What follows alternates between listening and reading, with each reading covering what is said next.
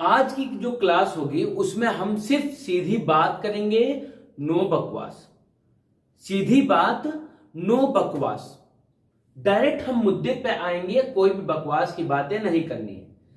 सीधी से समझ में आया कि मतलब आज की जो क्लास होने वाली है उसमें हम नया चैप्टर जो स्टार्ट करने जा रहे हैं, that will be straight line. जैसे कि आप अगर डेली लाइफ में बात करते हैं तो डेली लाइफ में आपने देखा होगा कि पोल है, पोल के ऊपर वायर्स लगे हुए हैं, वो एकदम सीधी जा रही है। रोड है वो सीधी जा रही है। रेलवे ट्रैक्स है, लाइंस जो है एक दूसरे के पैरेलल जा रही है ट्रैक्स के। ये सारी चीजें क्या है, तो इन सारी चीजों को देख के आपको एक माइंड में समझ में आता होगा कि इसको बनाने के लिए कुछ तो सोचा गया होगा कि ये कैसे बन गया सीधा, ये कैसे साथ में पैरेलल चल रहे हैं, ये कैसे एक दूसरे को क्रॉस कर रहे हैं, ये कैसे एक दूसरे पे परपेंडिकुलर है। ये सारी चीजों को बताने के लिए जो हमने चैप्टर का इंट्रोडक्शन लाया वो that is known as straight line. ये जितने भी डाउट आपके मन में आती है उन सारे डाउट को क्लियर करने के लिए हमने किसको लाया, स्ट्रेट लाइन को। स्ट्रेट लाइन इन सारे डाउट्स को क्लियर करेगा और इन सारी चीजों के बीच में रिलेशन को बताएगा। तो आज की क्लास हम अपनी स्टार्ट करते हैं। एक बार फिर से आप सभी बच्चों का हमारे चैनल एज पाठशाला पे स्वागत है। वीडियो को लास्ट तक देखना बिल्कुल ना भूलें और वीडियो को लास्ट तक देखें और पसंद आए तो एक लाइक का बटन और अपने दोस्तों को शेयर कीजिए कि वो भी आपके साथ साथ नॉलेज लें। नॉलेज एक ऐसी चीज है जो कि बांटने से बढ़ती है, अपने पास रखने से बढ़ेगी नहीं कभी भी। बांटिए, अपने आप वो बढ़ जाएगी। तो दोस्तों में भी शेयर करना है और कहना है कि पसंद आए तो सब्सक्राइब करें, बेल आइकन बटन दबाएं, जिससे कि जो भी नया नोटिफिकेशन आपके क्लास के अकॉर्डिंग आए उसको आप उसी टाइम देख पाए। तो आज की क्लास में जो हमको पढ़नी वो पढ़नी स्ट्रेट लाइन के बारे में। आपने स्ट्रेट लाइन का जो इंट्रोडक्शन है वो आपने क्लास 10th में कोऑर्डिनेट ज्योमेट्री में किया था। तो कोऑर्डिनेट ज्योमेट्री क्या होता है, तो एक ऐसा शेप, एक ऐसा चीज जहां पे हम ज्योमेट्री की अलजेब्रा के बारे में पढ़ते हैं। ज्योमेट्री मतलब शेप्स। मैथमेटिक्स का वो ब्रांच जहां पे हम शेप और फिगर की स्टडी को करते हैं उसको कहते हैं ज्योमेट्री। जियो मतलब होता है शेप और मेट्री मतलब होता है मेजरमेंट। तो शेप का जो मेजरमेंट हम जिस ब्रांच ऑफ मैथ्स में करते हैं उसको कहते हैं ज्योमेट्री। कोऑर्डिनेट मतलब, तो कोऑर्डिनेट मतलब पोजीशन के हेल्प से या एक्सेस के हेल्प से। तो आपने वहां पे कुछ चीजें पढ़ी थी, वहां पे आपने क्या क्या चीजें पढ़ी थी, तो आपने वहां पे पढ़ी थी डिस्टेंस फॉर्मूला, कि डिस्टेंस फॉर्मूला क्या होता है।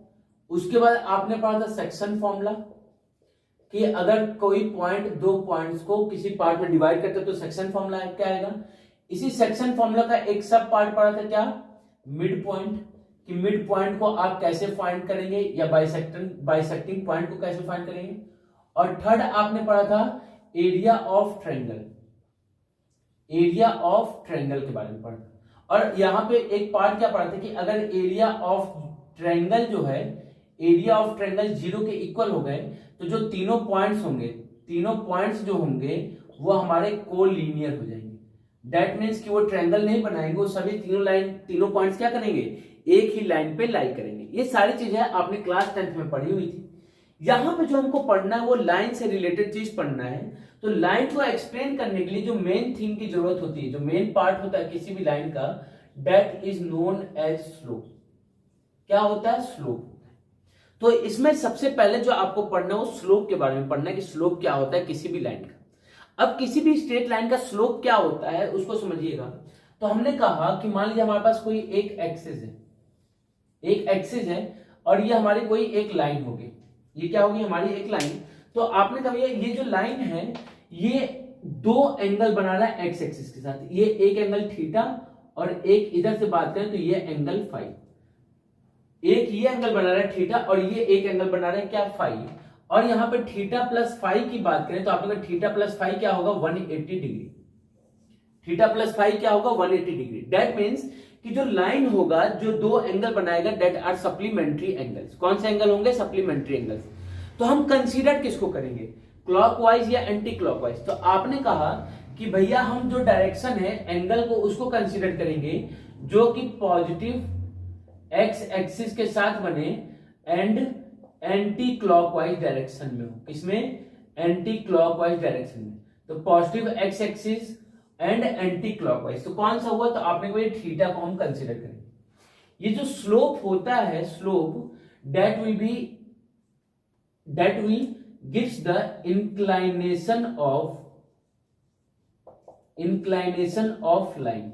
लाइन के इंक्लाइनेशन को बताएगा, किसके रिस्पेक्ट में? तो लाइन के इंक्लाइनेशन को with respect to positive x axis in anti clockwise direction. किस डायरेक्शन में? तो एंटी क्लॉकवाइज डायरेक्शन में उस लाइन के इंक्लाइनेशन को बताएगा। कौन? तो स्लोप बताएगा। अब ये स्लोप होता है that will be denoted by small m which is equal to tan theta. tan theta tangent of theta या फिर gradient of theta. Tangent of theta या फिर ग्रेडियंट इसी को कहते हैं। तो m tan थीटा जो होगा that will gives you the slope. जैसे क्वेश्चन आ गया find the slope of a line which makes 75 degree with positive x axis. Positive x axis के साथ क्या बना है? 75 डिग्री। तो आपने कहा कि भैया हमने पढ़ा है कि जो m होता है वो tan ऑफ थीटा के इक्वल होता है, और ये क्या हो गया? तो आपको ये हो गया 75 डिग्री। 75 डिग्री की तो आपको वैल्यू नहीं पता है, लेकिन आपने कभी हमने ट्रिग्नोमेट्री में पढ़ा था कि जब भी इस तरीके के एंगल आए तो उनको दो ऐसे एंगल में तोड़ देंगे जिनकी वैल्यू हमको पता है। दैट मींस कि 75 theta can be written as 45 theta plus 30 degree. तो क्या हो जाएगा? तो आपके 45 डिग्री प्लस 30 डिग्री हो जाएगा। तो क्या हो जाएगा? तो आपके ये हो जाएगा tan a प्लस b का formula. That will be equal to tan a plus tan b 1 minus tan a tan b। tan 45 की वैल्यू क्या होगी? तो आपके tan 45 की वैल्यू 1 प्लस tan 30 की वैल्यू 1/√3, 1 माइनस tan 45 की वैल्यू 1 और tan 30 की वैल्यू 1/√3। तो क्या हो जाएगा? तो आपका √3 यहाँ पे प्लस हो जाएगा, तो √3 प्लस 1 होल बाई √3, और डिनोमिनेटर का √3 से मल्टीप्लाई, तो √3 माइनस 1 होल बाई √3। √3 क्या हो जाएगा? कैंसिल आउट हो जाएगा। कैंसिल आउट हो गया तो क्या मिल गया? तो आपको हमको मिल गया √3 plus 1 upon √3 minus 1।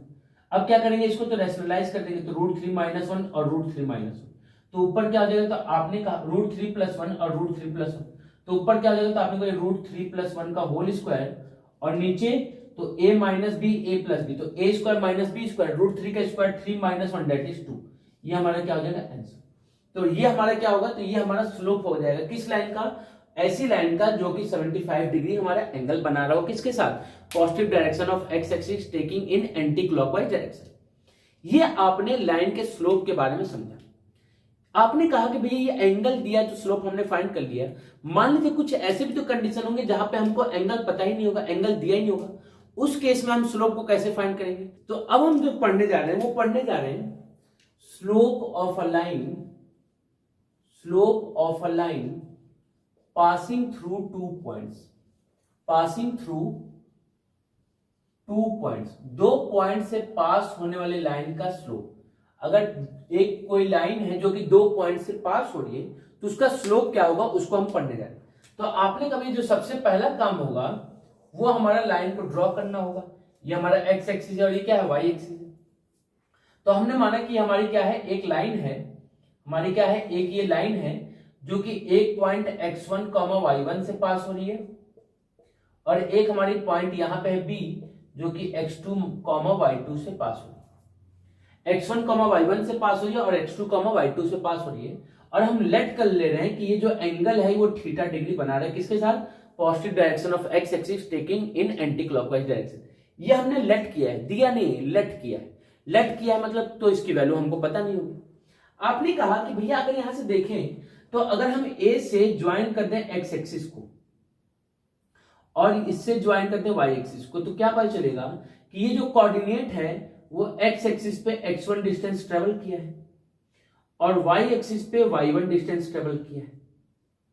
X axis पे x1 डिस्टेंस ट्रेवल किया और वाई एक्सिस पे y1 डिस्टेंस ट्रेवल किया। और अगर हम बात करें पॉइंट बी की, तो इसको अगर हमने एक्स एक्सिस से ज्वाइन कर दिया एक्स एक्सिस से, तो आपने ये जो है वो x2 डिस्टेंस ट्रेवल किया है और y एक्सिस पे डिस्टेंस इसने y2 ट्रेवल किया है। y एक्सिस पे इसने y2 डिस्टेंस ट्रेवल किया है और एक्स एक्सिस पे इसने x2 डिस्टेंस ट्रेवल किया। तो अगर हम इस a को मान लीजिए इस वाली लाइन से ज्वाइन कर दें तो आपने को ये इस पॉइंट को हम कह लेते हैं c, क्या कह लेते हैं, इस पॉइंट को c कह लेते हैं। तो आपने को ये जो a से c की डिस्टेंस होगी वो कितनी हो जाएगी, तो आपने ये बड़ी डिस्टेंस x2 है और ये x1 है, तो ये जो छोटी सी डिस्टेंस है, बड़ी डिस्टेंस x2 ये x1, तो जो छोटी डिस्टेंस है कितनी हो जाएगी, तो आपने को ये हो जाएगी x2 माइनस x1। अब अगर b से c वाली डिस्टेंस की बात करें तो आपने को बड़ी वाली डिस्टेंस y2 और छोटी डिस्टेंस y1 है, तो ये वाली डिस्टेंस कितनी हो जाएगी, तो आपने कहा ये जो डिस्टेंस है वो हो जाएगी y2 माइनस y1, वो हो जाएगी y2 माइनस y1। आपने कहा भी ये देखिए ये जो लाइन है वो परपेंडिकुलर, मतलब ये जो x एक्सिस जा रही है परपेंडिकुलर है, और उसी तरीके से ये जो लाइन जा रही है वो इसके परपेंडिकुलर है। तो लाइन अगर परपेंडिकुलर है तो दोनों लाइन आपस में क्या हो जाएगी, पैरेलल। ये पैरेलल और ये क्या है, ट्रांसवर्सल, तो ये थीटा, तो ये भी क्या हो जाएगा थीटा, कहां से, करस्पॉन्डिंग एंगल से, कहां से, करस्पॉन्डिंग एंगल में। तो आपने कहा भैया अगर हम उस ट्रायंगल में बात करें, किस ट्रायंगल में, तो इन ट्रायंगल ABC में बात करें, ABC में बात करें तो ये थीटा है, हमको थीटा के सामने वाली साइड दैट इज परपेंडिकुलर पता है, और क्या पता है, बेस पता है। नहीं भी पता होता तो भी छोड़िए, हमको क्या चाहिए, तो इस लाइन का स्लोप चाहिए, दैट मींस m हमको चाहिए। तो m किसके इक्वल होता है, तो आपने को tan थीटा, और tan थीटा किसके इक्वल होता है, तो आपने को परपेंडिकुलर बाय बेस। और परपेंडिकुलर क्या है, तो आपने को जो परपेंडिकुलर है इस केस में that will B y2 minus y1, क्या है, y2 माइनस y1, और बेस क्या है, तो बेस है x2 माइनस x1। तो आपने कहा कि भैया जो स्लोप होगा किसी भी लाइन का जो कि दो पॉइंट से पास हो रहा होगा that will be equal to y2 minus y1 upon x2 minus x1। अब ये कॉन्सेप्ट अगर आपको समझ में आ गया तो मैं गारंटी देता हूं कि पूरी स्ट्रेट लाइन मैं इसी एक कॉन्सेप्ट पे समझा दूंगा। बाकी टीचरों के जैसे नहीं कि हर एक कॉन्सेप्ट के लिए मैं नया मेथड लेके आऊं, नया चीज समझाऊं, नहीं, बाकी ऐसा कुछ नहीं करना है। हर अगर एक चीज के लिए आपको अलग अलग चीज पढ़नी पड़ गई तो फिर मैथ्स पढ़ने का फायदा क्या हुआ। मैथ्स होता ही सब्जेक्ट यह है जो कि प्रीवियस चीज से आपको रिलेट करे, और आप अगर प्रीवियस चीजों से रिलेट करके आगे नहीं पढ़ पा रहे हैं, नहीं पढ़ा पा रहे हैं, तो फिर मैथ्स पढ़ा क्यों रहे, तो फिर बाकी सब्जेक्ट पढ़ाइए जहां पे उसी को रटवाना है। तो maths is a thing which is related from past. अब समझिए, देखिए मैथ्स कैसे इमोशन के साथ खेल रहा है, मैथ्स आपके पास्ट से रिलेट है। ओहो, वो यादें, वो रातें, वो बरसाते, है ना, वो लम्हे, कैसे मैं भूलूं उसे, कैसे मैं भूलूं उसे। तो भूल के हमको आगे बढ़ना है, तभी आपके लाइफ में सक्सेस का नाम आएगा। जो बीत गई वो बात गई, जो आने वाली है वो अपनी है। जो बीत गई वो बात गई, जो आने वाली है वो अपनी है।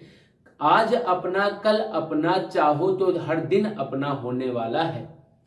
बात क्लियर है, तो चीजों को समझते हैं। अब इसमें क्वेश्चन कैसे पूछेगा, तो क्वेश्चन ये आएगा find the slope of a line, find the slope of a line passing through 2,3 and -1,4। तो आपने को हमको एक लाइन का स्लोप चाहिए जो कि 2,3 और -1,4 से पास हो रहा है।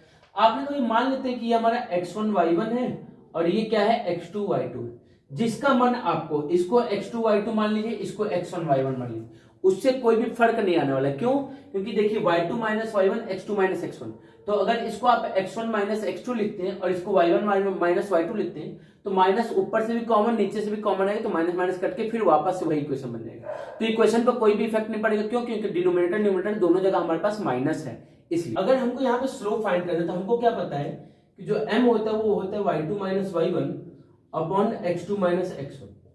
y2 कितना है तो आपने को y2 है 4, माइनस y1 कितना है तो आपने को 3, x2 कितना है तो -1, माइनस x1 कितना है तो आपने को 2, 4 माइनस 3 क्या हो जाएगा तो आपने को ये 1, और -1 -2 कितना हो जाएगा तो -3। तो जो स्लोप है that will be equal to -1/3। Slope क्या हो जाएगा तो -1/3 हो जाएगा। तो आपने ये जो लाइन है इसका स्लोप किसके इक्वल हो जाएगा, तो that will be equal to -1/3। ये नहीं लाइन, ये जो लाइन हमारे पास बन रही है 2/3 -1/4, इसका स्लोप क्या हो जाएगा तो -1/3 हो जाएगा। तो होप सो कि आपको बात कॉन्सेप्ट समझ में आएगा। एक हमने स्लोप पढ़ा क्या, थीटा से रिलेटेड, एंगल से रिलेटेड, उस पर एक क्वेश्चन को किया। एक हमने स्लोप पढ़ा कि line passing through 2 points, concept को समझाया, प्रूविंग भी सिखाया। अब उसके बाद उस पर हमने एक क्वेश्चन को भी किया। तो आज के क्लास के लिए इतना ही रखते हैं। नेक्स्ट क्लास पे हम लोग पढ़ेंगे एंगल बिटवीन टू लाइंस, दो लाइंस के बीच में जो एंगल होगा उसको हम कैसे फाइंड करेंगे, उससे रिलेटेड क्वेश्चंस को देखेंगे और इनसे रिलेटेड और सारे क्वेश्चंस को हम लोग देखेंगे, लेकिन कब? नेक्स्ट क्लास में। तब तक के लिए जय हिंद, जय भारत, मिलते हैं नेक्स्ट क्लास में।